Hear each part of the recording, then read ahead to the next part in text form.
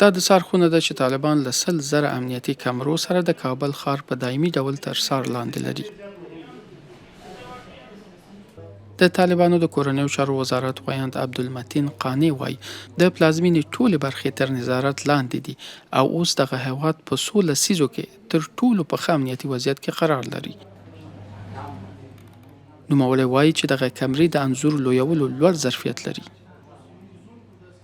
او دغه کمرې چې تاسو ګورئ د مهمو سرولارو څخه د مهم مراکز دي یا هغه مهم جګ نقاط دي.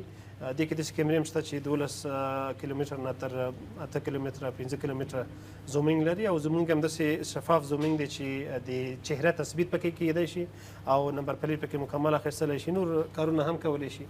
که څه هم د طالبانو د کورنیو چارو وزارت وایاند وایي چې دغه کمرې د خلکو د فزیکي او رواني امنیت په موخه نصب کړي دي، خو د طالبانو دې کار د خلکو د خصوصي حریم د نقضولو په اړه اندېښنې ډېرې کړي دي. مخکې تر دې د ملګرو ملتونو د بشري حقوقو سازمان د یوې اعلامیې په خپرولو سره د بشپړ نظارتي حکومت د خطر په اړه اندېښنه ښودلې وه.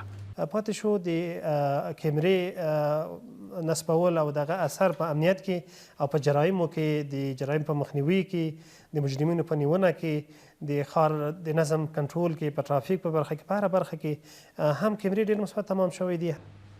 د بشري حقوقو او مصنوعي ځیرکتیا په برخه کې د ملګرو ملتونو سازمان د بشري حقوقو صلاحکار مات محمودي ویلي و چې د ملي امنیت تر عنوان لاندې د دا ډول ټولنیز نظارت پراخ جوړښت په عامه ځایونو کې د خلکو په ځانګړي توګه د ښځو اساسي حقونه تر پښو لاندې کوي.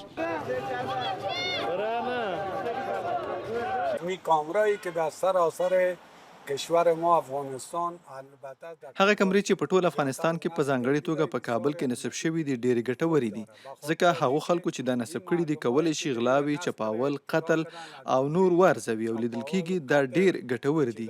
بررسی میشه، دیده میشه، این یک مفید است، بسیار مفید خوب است. یو شمېر کارپوهان په دې باور دي دا چې د نړۍ په پرمختللو هیوادونو کې له څارونکو کمرو څخه استفاده کیږي د خلکو د خصوصي حریم د حفاظت لپاره سختګیرانه قواعد هم موجود دي، خو د دې برعکس بیا په افغانستان کې دا ډول قوانین شتون نه لري. په افغانستان کې د طالبانو واک ته له رسیدو او بمي او ځانمرګي بریدونو له کمېدو وروسته په دغه هیواد کې د تاوتریخوالي په پیښو کې د پام وړ کمښت راغلی دی. موږ په کابل کې د امنیتي کمرو له نصبولو څخه ډېر خوشحاله یو، ځکه غلاوې، قتل او سړي تښتونه کمه شوې ده او هیڅوک ناقانونه کارونه نشي کولی. طالبان ځینې وختونه په داسې اهدافو د عملیاتو خبر ورکوي چې د دغې ډلې په وینا د داعش غړي په نښه کوي.